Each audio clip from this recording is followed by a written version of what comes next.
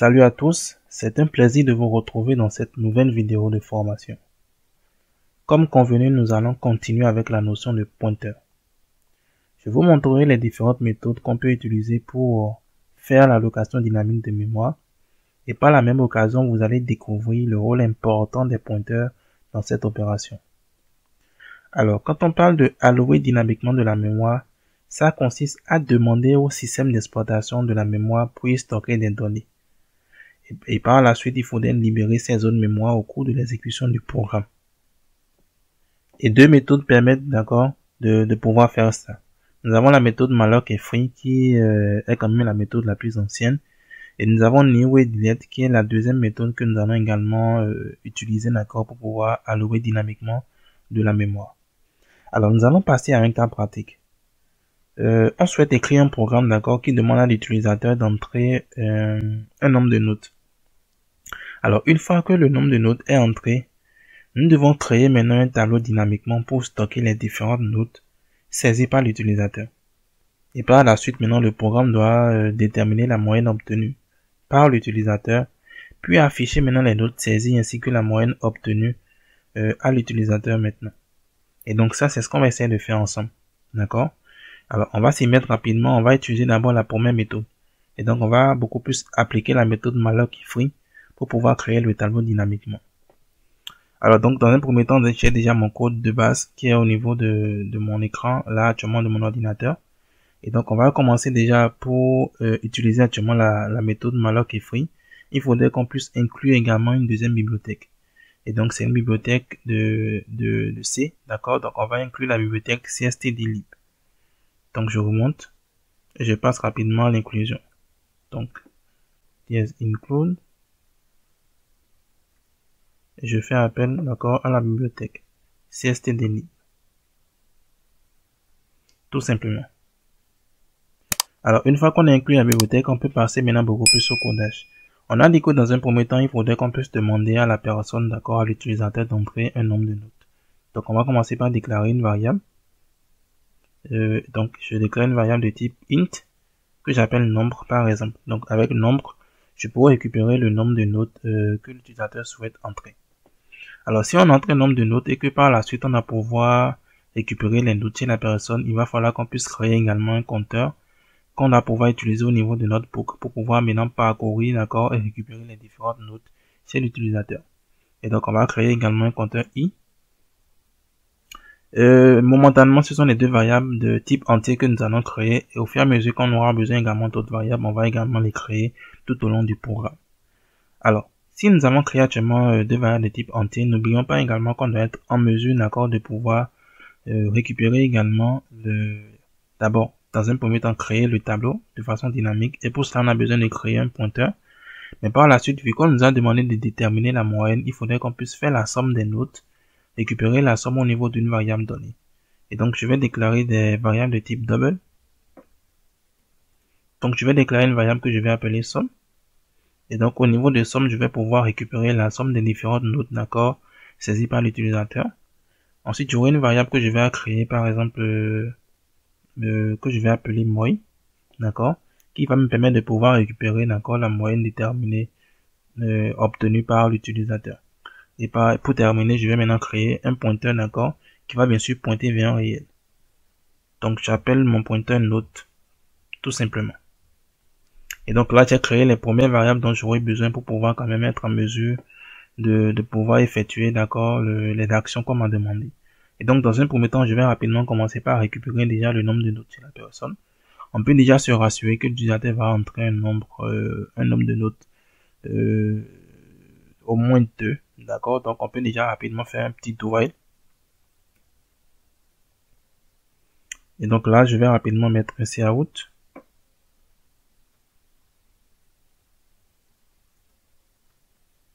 Je vais lui demander maintenant d'entrer le nombre de notes. Donc, entrer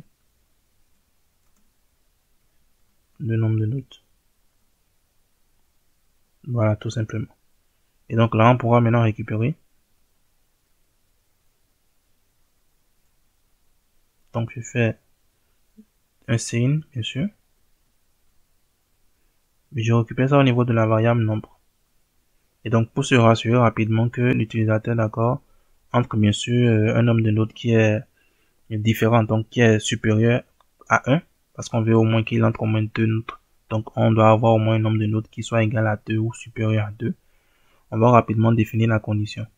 Donc, au niveau du do while, je vais définir la condition et mettre nombre. D'accord? Tant que le nombre sera inférieur. Voilà. Donc, tant que le nombre sera inférieur ou égal à 1, on va chaque fois lui demander d'entrer actuellement le nombre de notes. Donc, on pourra sortir de notre boucle s'il entre actuellement un nombre qui est supérieur à 1. Alors, à ce niveau, on est rassuré qu'on a récupéré déjà, d'accord, le nombre de notes chez la personne. Il faudrait maintenant qu'on puisse maintenant allouer maintenant dynamiquement de la mémoire auprès de notre système d'exploitation. Et pour cela, comme on l'a dit, on va utiliser la méthode malloc et free. Et donc, je vais commencer par faire appel à mon pointeur. Donc, pointeur, note. Et à mon pointeur, je vais maintenant fêter beaucoup plus l'appel de malloc. D'accord? Et donc, malloc va me permettre d'abord d'allouer, d'accord, de l'espace mémoire auprès de mon système d'exploitation. Et après utilisation maintenant, free va me permettre de pouvoir libérer bien sûr l'espace utilisé. Donc on va déjà faire appel à malloc. On rappelle que malloc doit pouvoir envoyer d'accord un pointeur qui va pointer vers la mémoire qu'on nous aurait allouée. Et ce pointeur peut renvoyer également nul si l'espace n'était pas disponible. Donc s'il n'y avait pas d'espace en mémoire. Et donc si la valeur envoyée est différente de nul, ça veut dire qu'on a pu allouer efficacement de la mémoire. Et donc, on va rapidement commencer par préciser déjà beaucoup plus. Entre parenthèses. Donc là, on est en train de vouloir allouer beaucoup plus dynamiquement de la mémoire pour pouvoir enregistrer des réels. Donc, je vais préciser beaucoup plus double. Comme on l'a dit actuellement, ça n'a beaucoup plus renvoyé un pointeur. Donc, je précise beaucoup plus que le pointeur va pointer vers un réel. Et on fait appel maintenant à beaucoup plus à malloc. Et à malloc, il faut qu'on puisse préciser exactement quelle est la taille, d'accord, qu'on souhaite allouer au point de notre système d'exploitation. Alors la taille, c'est bien simple. Si on considère actuellement que une note actuellement est un réel, si on a besoin actuellement d'enregistrer 5 notes, il faudrait juste qu'on puisse préciser que ça fait 5 fois un réel. D'accord? Donc 5 fois, pour être précis, 5 fois la taille d'un réel. Et donc si c'est un octet et qu'on a envie d'enregistrer 5 par exemple, ça nous fait 5 fois un octet. Et donc, au niveau de la parenthèse de malloc, on va maintenant préciser exactement la taille, d'accord, que nous souhaitons allouer, correctement au niveau de notre système d'exploitation. Et pour cela, il faut qu'on puisse prendre maintenant le nombre de notes entrées par la personne et multiplier maintenant par la taille d'un réel. D'accord? Et donc là, je prends le nombre, qui est le nombre de notes entrées par la personne, et je multiplie maintenant par la taille d'un réel. Donc, pour pouvoir avoir la taille d'un réel, je vais faire appel à sizeof. Et à sizeof, je passe maintenant beaucoup plus le type double. Tout simplement. Et donc, comme vous remarquez actuellement, je rappelle encore, nombre nous permet de pouvoir connaître le nombre de notes. Donc, si la personne entrait 5, ça allait nous faire 5 multiplié par la taille d'un réel. N'oubliez pas que pour stocker une seule note, il nous faut juste un réel. D'accord? Donc, de l'espace mémoire pour un réel.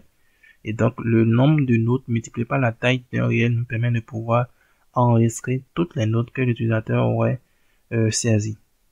Et donc là, on vient maintenant beaucoup plus d'allouer l'espace mémoire. Mais il faudrait qu'on puisse vérifier pour se rassurer si l'espace a été vraiment alloué.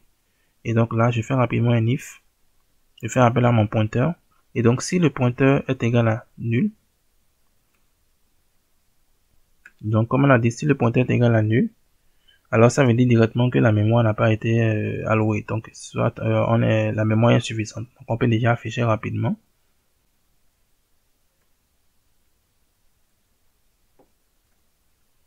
C'est out et on met mémoire insuffisante par exemple. Mémoire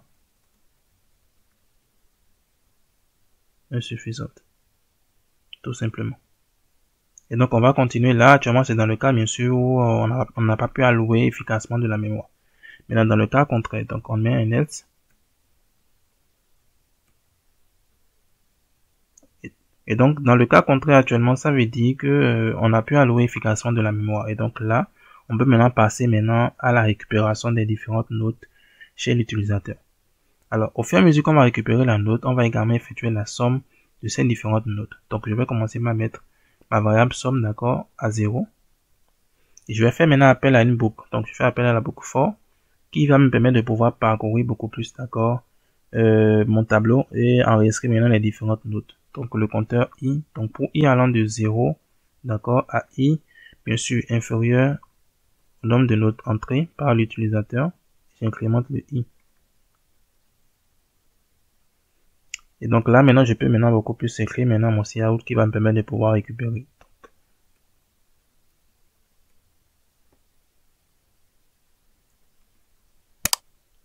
Voilà, donc je dis juste entrer la note. On peut même faire numéro, mettre d'espace là. On peut même libérer l'espace. Donc on fait juste ça. Je ramène mon curseur, voilà.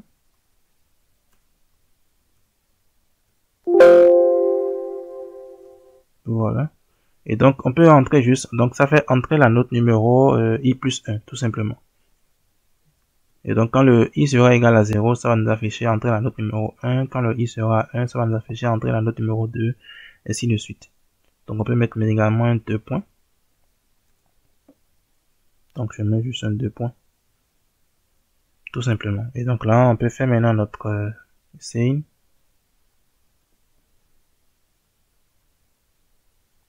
Je dois mettre scene. Voilà. Et là, maintenant, on va beaucoup plus maintenant faire appel maintenant à notre pointeur. Alors là, on sommes en train de vouloir utiliser le pointeur comme étant un tableau. Ça, c'est également le lien qu'il y a entre le pointeur et un tableau. Vous allez voir qu'à la base, c'est un pointeur, d'accord, qui nous a permis de pouvoir allouer dynamiquement de la mémoire. Mais l'avantage là, c'est que le pointeur, maintenant, on va l'utiliser comme étant un tableau. Alors là, maintenant, je vais faire appel juste maintenant à mon pointeur, donc ça fait une note. Et je lui passe maintenant beaucoup plus le compteur i. Donc je passe i. Tout simplement. Et donc là, on vient d'utiliser notre pointeur comme étant un tableau qui va nous permettre de pouvoir parcourir toutes les cellules, d'accord, de ce tableau. Donc on pourra vraiment parcourir toutes les cellules et faire l'enregistrement des différentes notes au sein de ce tableau. Et comme on l'a dit, au fur et à mesure qu'on sera en train de récupérer la note, on va faire également la somme en même temps.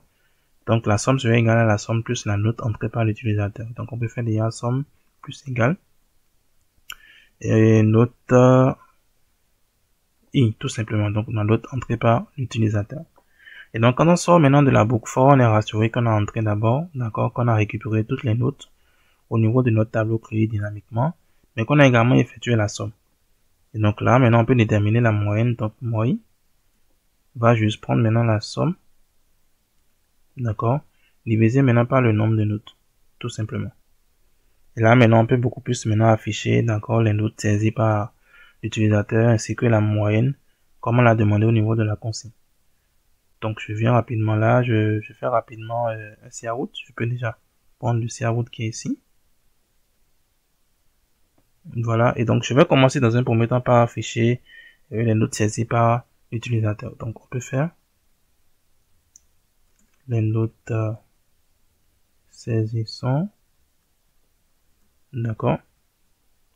Et là, on peut maintenant afficher ces notes. Mais pour pouvoir afficher ces notes, comme on l'a dit, il faudrait qu'on puisse parcourir également la table. Donc, je peux déjà rapidement faire un retour à la ligne.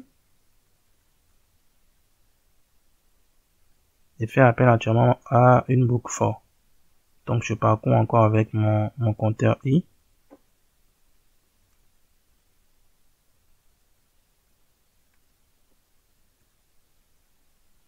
Voilà. Et donc là, maintenant, je pourrais maintenant afficher le contenu maintenant de la table. Donc, je fais un cout pour l'affichage. Et là, je peux juste mettre maintenant les notes. Donc, je fais appel à mon note. Je lui passe le compteur i. Et je mets l'espace maintenant entre chaque note affichée tout simplement. Voilà, et donc là, on va réafficher les notes que nous avions enregistrées. Et une fois qu'on a fini maintenant de réafficher les notes que nous avons enregistrées, on peut maintenant afficher la moyenne obtenue par l'utilisateur. Donc on fait un cout.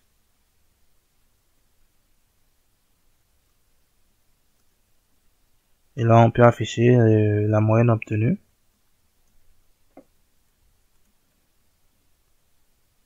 Donc ça, la moyenne obtenue, d'accord.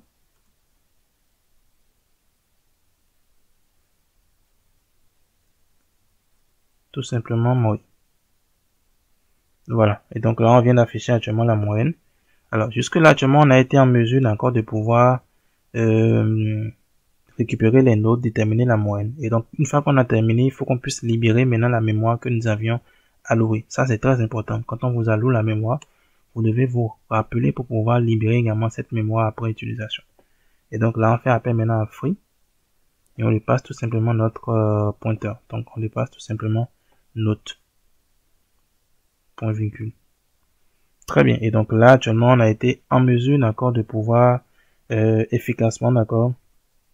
On a été vraiment en mesure de pouvoir allouer dynamiquement de la mémoire et on a été en mesure de libérer également l'espace après utilisation, bien sûr. Et donc, on va rapidement tester déjà le programme qu'on a écrit ensemble. Donc, je teste. Voilà, donc le test est lancé. Et donc, ça nous demande d'entrer le nombre de notes. Je rappelle que si on entrait par exemple 0, ça va toujours nous demander d'entrer le nombre de notes. Donc, je prends par exemple 4. Alors, j'entre, disons, 15, 10, 12. Je prends 10 aussi. Et donc, comme vous voyez actuellement, ça me réaffiche les notes. Donc, les notes saisies sont 15, 10, 12, 10. La moyenne obtenue. Alors, on pourrait faire un retour à la ligne pour envoyer juste la moyenne obtenue. Et donc, là également, on a été en mesure de pouvoir efficacement déterminer. Donc, je vais faire déjà un retour à la ligne pour qu'on puisse séparer les notes saisies de la moyenne, de l'affichage de la moyenne. Et voilà, donc, la moyenne obtenue. Donc, je reteste rapidement. Voilà, le test est lancé. Donc, nombre de notes, je prends 3 par exemple, 14, 12, 14, je prends 4 par exemple. Voilà, donc les notes saisies sont 14, 12, 4, la moyenne obtenue est 10. Et donc là, ça veut dire que notre code marche correctement. Et donc, comme vous remarquez actuellement, les pointeurs jouent vraiment plusieurs rôles. Ouais, on vient rapidement d'utiliser un pointeur maintenant comme un tableau. Et donc là, ça nous a permis de récupérer déjà toutes les notes qu'il nous faut. Donc, quel que soit le nombre de notes que la personne va entrer, on sera en mesure d'allouer exactement l'espace qu'il faut pour pouvoir sauvegarder des données pour le nombre de notes qu'il aurait entré exactement. On termine, on libère également l'espace. Alors, on va voir en même temps la deuxième méthode, d'accord, qui est la méthode beaucoup plus new delete. Et donc, pour le faire, on va juste prendre le même code que nous avons écrit ici, que je vais copier, et je vais aller maintenant au niveau de mon second fichier. Donc, j'enlève tout ce qui est ici, et je mets le code. Et là, je vais vous montrer maintenant beaucoup plus quelle est la différence qu'il y aura entre les deux. D'accord? Alors, dans un premier temps, pour pouvoir utiliser la méthode new delete, on n'a pas besoin d'utiliser la bibliothèque CSCDlib, donc on peut déjà l'enlever. Là, on l'utilise uniquement quand c'est malloc et free. D'accord? Ça, c'est la première différence. Deuxième chose également, maintenant, c'est au niveau de l'instruction qui nous permet de pouvoir allouer dynamiquement de la mémoire. Et donc, avec new delete, c'est beaucoup plus simple. On aura juste à faire appel, d'accord, à notre mot-clé new. Donc, on met juste new, tout simplement. Et on lui précise maintenant beaucoup plus le type. Donc, ici, actuellement, c'est beaucoup plus des réels. Donc, on met double. Et après double, maintenant, on met beaucoup plus les crochets pour pouvoir préciser, d'accord, la taille maintenant. Donc, le nombre de notes que l'utilisateur veut enregistrer. Et donc, là, c'est la variable nombre que nous allons mettre à ce niveau. Et donc, là, nous sommes en train de demander beaucoup plus de nous allouer de l'espace mémoire, d'accord, de nombre multiplié par la taille d'un double, donc d'un réel. Et donc, avec new, il suffit juste de mettre new, le type concerné si c'est des réels, donc double si c'est des entiers, donc int, etc. Et préciser beaucoup plus le nombre maintenant de notes, dans notre cas de notes bien sûr, que l'utilisateur souhaite enregistrer. Et donc, une fois que c'est fait, c'est le reste des instructions, c'est pratiquement la même chose. On vérifie toujours si c'est alloué ou pas. Et la dernière chose, maintenant la dernière instruction qui sera différente, c'est au niveau de la libération de l'espace que nous avions utilisé. Et donc là, ce n'est plus free, mais là, on va beaucoup plus faire appel maintenant à delete. D'accord? Donc, on écrit delete. Et on précise beaucoup plus les crochets. Et ensuite, on appelle maintenant beaucoup plus le pointeur concerné. Donc, note, point virgule, tout simplement. Voilà. Et donc, ça, c'est juste la différence qu'il y a entre les deux méthodes. Alors, cette méthode, comme vous l'avez remarqué actuellement, elle est pleinement dédiée à C++. D'accord? Et donc, on va déjà tester pour que vous puissiez voir si ça marche correctement. Donc je lance le test déjà du code qu'on a déjà écrit ensemble. Ça me demande le nombre de notes. J'entre 3, j'entre 15, 5 et puis 15. Et donc voilà, comme vous remarquez, les notes saisies sont 15, 5, 15. Donc c'est 15, 5, 15 et la moyenne obtenue est 11,66. Et donc ça veut dire que notre code marche plutôt très bien. Alors les gars, voici quelques actions d'accord qu'on peut faire avec les pointeurs. Tant que ce n'est pas tout. D'accord? On peut par exemple parcourir un tableau de caractères par un pointeur. Et on peut également faire plusieurs autres actions avec les pointeurs. Et donc n'hésitez pas à vous exercer, d'accord, en faisant des TP. C'est grâce aux exercices pratiques que vous allez vraiment découvrir, vous aurez l'occasion voilà, de découvrir vraiment tout ceci. Alors nous allons poursuivre la formation dans la prochaine vidéo en abordant les fichiers. Donc les gars, on va se dire à très bientôt.